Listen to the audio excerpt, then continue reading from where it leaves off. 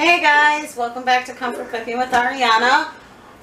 We're doing Chinese food. Well, my take on Chinese food. I love Chinese food, so we're gonna have a sweet and sour chicken, and then I'm gonna make a veggie chicken stir fry.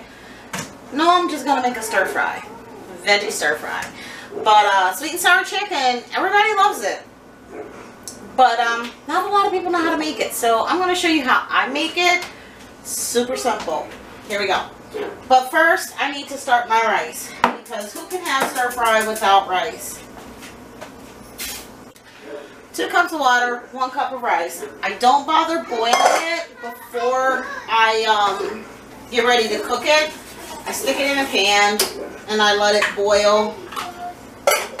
I let it just boil, and then I turn it down. And I end up getting perfect rice every single time. So, right now I have my oil for my chicken going. I don't stir fry that into my sweet and sour chicken. I make a tempura, and that's super simple. You need cornstarch, you need water. Equal parts of cornstarch and water. You dip it in the cornstarch, you put it in a pan, flaky, fluffy. Alright, but first we're going to start this, what do you call it?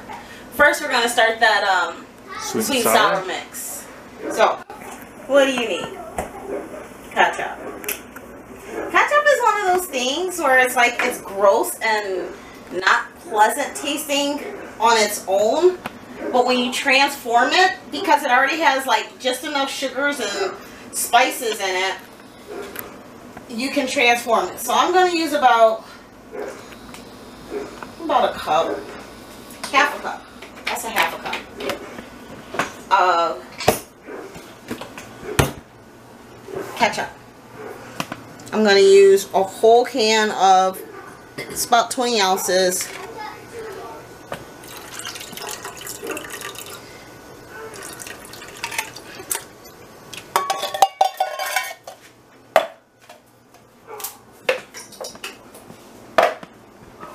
Of pineapple. I need a spoon. Thank you. And you're going to give that a whirl. What you're going to add to it, you're going to add some sugars, you're going to add some red pepper flakes, you're going to add some soy sauce. And the ginger. You're going to add ginger. I'm not going to add fresh ginger today, because I don't feel like going digging through my freezer to find it. I'm going to use powdered ginger. Your soy sauce is your salt element. Okay? So you don't need a lot, because it's a sweet and sour sauce, but you do need a level of salt. So we'll put about 1/4 teaspoon in there to start.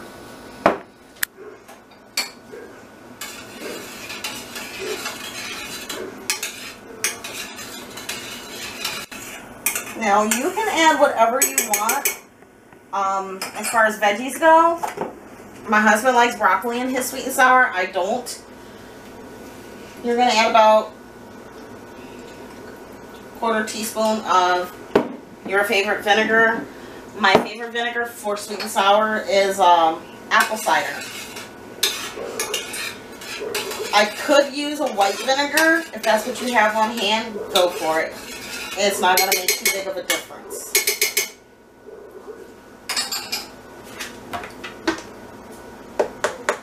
Ginger.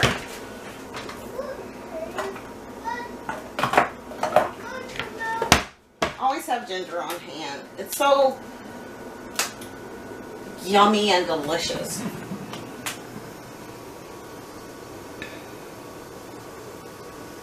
So you get about 1/4 teaspoon of ginger. Now, because your pineapples come in, don't use pineapples in a heavy syrup. Use pineapples in a juice. But my trick is I don't use fresh pineapple juice. I use pineapple juice. And I add that. And it's a naturally sweet agent, much like the juice that you already used in it. And you just keep playing around till you have the flavor that you like. You know what your favorite sweet and sour chicken tastes like. and you play around with that. Me, I like it more on the sweet side with just enough tang. So that's what I play up, the sweet, which is why I add a little bit. So I like mine more on the sweeter side, so I'm going to play up the sweet. So I'm going to add, I don't know, maybe about 1/4 cup of the pineapple juice. It's a little sweeter. I'm not going to add our bell peppers in just yet. Okay? I like those more on the crunchy side of that.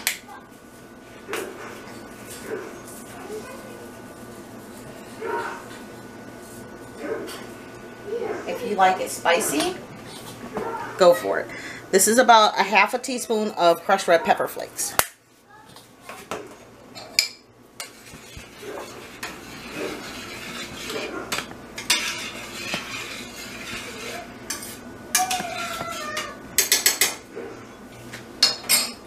Keep tasting as you go. I'm going to add about 1 tablespoon of plain white sugar.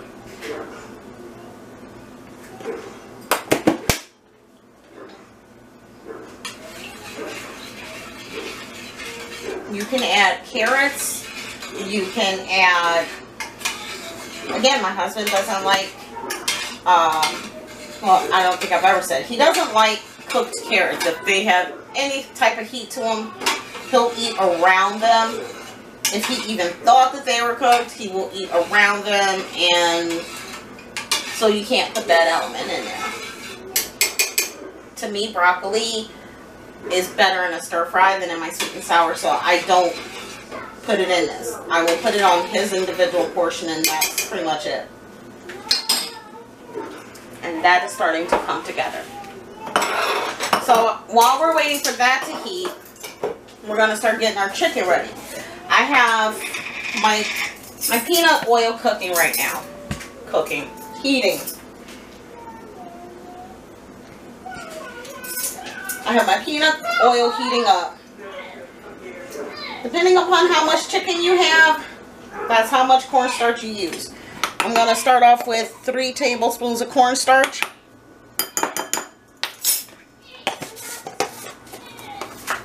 To 3 tablespoons of water. And that's your tempura, basically.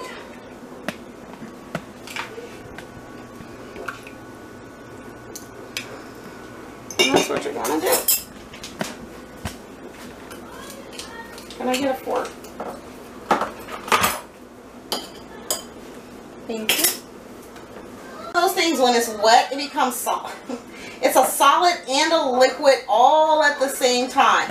So keep playing around with it. You got to get that water in there. Okay? Because right now it looks solid, right? And it just starts to do that. You go back down and it's a solid. And then it just starts to melt again. Cornstarch is one of those wacky things. I think I'm going to add another tablespoon of cornstarch. Water. And the reason I have to do that, and you'll probably have to do that also, is because liquids don't heap. It's perfectly leveled essentially every single time. So even the slightest variation in that requires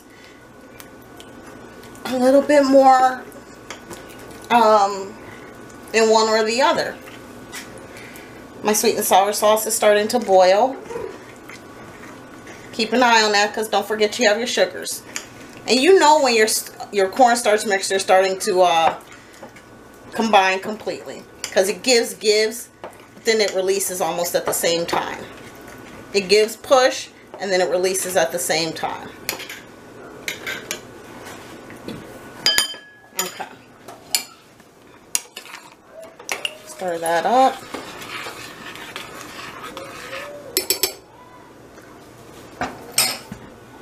That's good. Alright.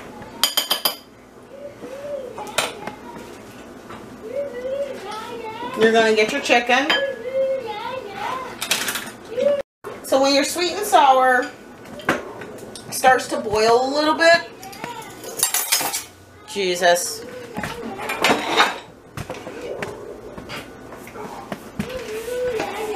Add your bell peppers. They're rough chop, just really rough. You want them chunky.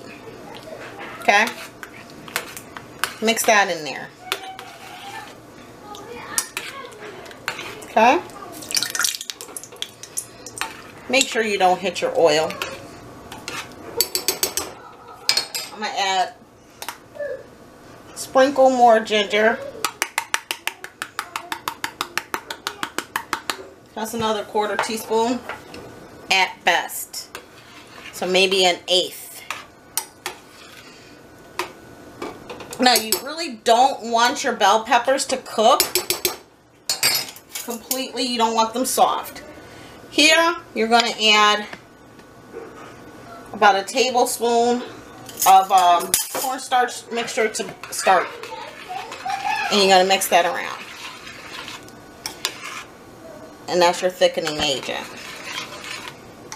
If you need more, use more. You know what the consistency is supposed to look like. We're definitely going to need more. So I'm going to add another tablespoon. I want to use a teaspoon. I'm going to use 2 more.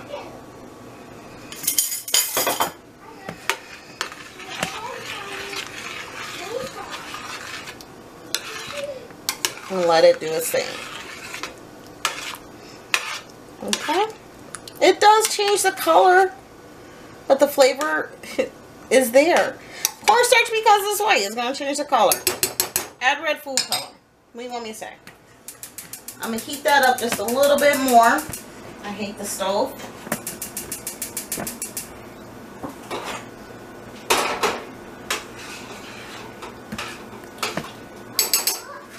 And let it start to thicken. I'm going to use about a teaspoon and 1/2 of salt. And I'm just, avalanche. And I'm going to just toss that. You want your chicken chunks about that big. I've already showed you how to clean and trim. We're not going that route. You really didn't show me how big. How big? We're going to go about bite size. You know, big enough to put on a fork or a pair of chopsticks. So I'm just adding my chicken. Now, you're going to cook it. It's going to float, and then you're going to continue to cook it until it gets a nice golden brown color. Don't put more in there than you can handle, because they are smaller pieces. You don't want to overcook, and you don't want them to stick. So this is one that you have to kind of babysit. And get my fork. Okay. And it's the tempura. We're going to make a small mess. Play. Make sure they're not sticking together. Keep an eye on it. When you see some of them start to turn that beautiful brown color, pull them out.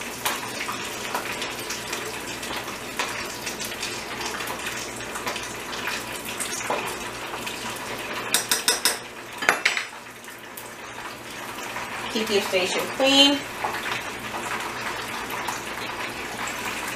Now, the tempura, again, super simple to make. Cornstarch and water. You can do equal amounts of cornstarch, water, and flour. But they all have to be in the perfect ratio. Okay? So as they start to go to that golden brown color, start pulling them out. You can take some of your little crusties, pull those off too, because you don't want those burning, because you have chicken to make. You don't want something burning in there. So I'm going to finish frying up the rest of this chicken. This is what your chicken will look like. Okay? Alright, so now our chicken tempura is done, we're going to start in on our stir fry. You can use, I used to use red pepper and garlic oil. You can get it at the Asian section. You can get it at the Asian section of your local grocery. Today I'm just going to use red hot chili oil. Same thing, minus the garlic. Okay, that's about a tablespoon. You don't want to get it too hot because it will burn. And then put your broccoli in. Now, depending upon how much broccoli you go through, we like broccoli. So I'm going to use 2 small crowns of broccoli. The reason I put the broccoli in first is because it takes the longest to cook. But you don't want it soft. You want it just cooked. You want that crunch, that snap. You want it to bite back. So you're going to add that. Okay. You're going to let that. So you want to make sure that your broccoli is coated with that oil. If you need to add a little bit more, add a little bit more. There's no right or wrong way to do a stir fry. Okay? I have my peppers. I'm going to use about a half an onion because I like onion. You can't go wrong with onion. You really can't. Okay? Now remember I told you in one of my other videos I use a lot of my veggies. So I had chopped up some bell pepper and you know, put it in my freezer. Why? Because I knew I was going to use it for something. Don't let food go to waste in your home. You can always freeze things and then find a way to purpose them later. So what's going to end, oh my God, that smells good. So what's going to end up happening is the steam is going to help cook all your other stuff. But you want to get your flavoring in too. Fresh ginger, not a lot. I find that when I freeze it and I use the rasp, the skin stays on top and it doesn't end up in my food. I just end up with the ginger. So I'm only going to do about, for this size, half a teaspoon. They did not have any bok choy at my my local grocery. A nice alternative for that green collard greens, believe it or not. Chiffonade that up. You don't need a lot of them, you just need a few.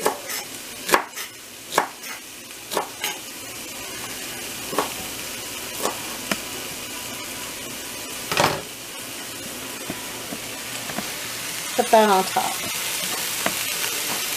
That smells so good. Can you smell that, Eric? Because I like my heat element, I'm going to throw some red pepper flakes on that. Not a lot. Because we're using red hot oil.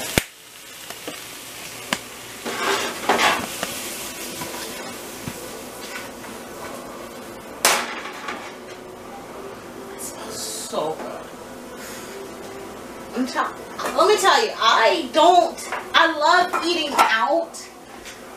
I don't like the guilt that comes along with it. One, because I don't know what they're using in my food, because everything has to be processed to some degree. You know, it has to have some kind of preservative. So with me making it at home, I feel more comfortable with what's going in my tummy and that of my family's. I'm the worst person to go out to eat with because the price factor. Not that we don't have the money to do what we want to do, but why should I spend money on something I can make at home for half the cost, the sitter, if we wanted to go out, And because my kids won't go to a sitter, taking them with. That's $100 that I could save and get my nails done. So I'm gonna finish stir frying this up, and oh, we need salt and garlic. So I'm not gonna use soy. I'm gonna use regular salt. We're gonna use half a teaspoon, and we're gonna add about a clove of garlic to that. And you're just gonna keep sauteing this mixture up. And I'm telling you, it is so delicious and it's so healthy for your family. So I'll see you here in about, this is only gonna take about 10-15 minutes. You know, you want your broccoli to get done, but you don't want anything to cook beyond the natural bite back. You want it to snap. That's what people love about Chinese food, is that there still has that texture to it. So 10-15 minutes for a pan this size. I would have used my wok. I wasn't feeling that muchness.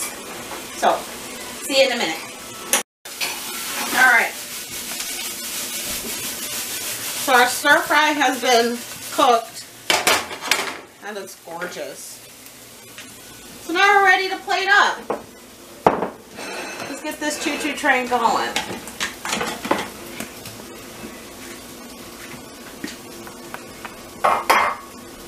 You're going to take a scoopful of your rice. What'd you say? It's going to be so yummy. And take a scoopful of your rice. Okay? That's pretty.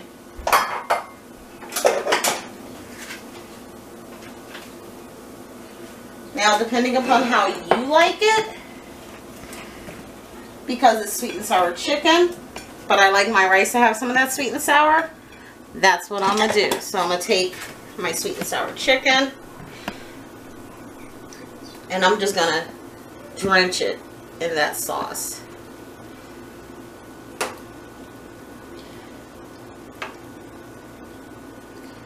Okay. I really like that flavor when it combines with the, let's get some more sauce. That is so gorgeous. Chinese food at home that you made. Let's get some of the stir fry that you made for less than what? This is maybe $10 worth of food.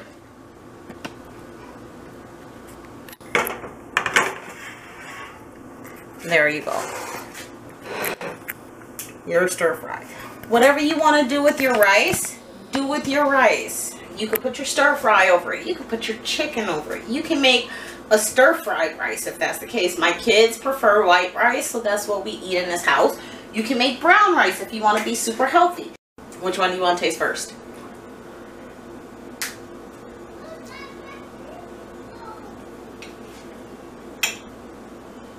Let's get some chicken. Oh.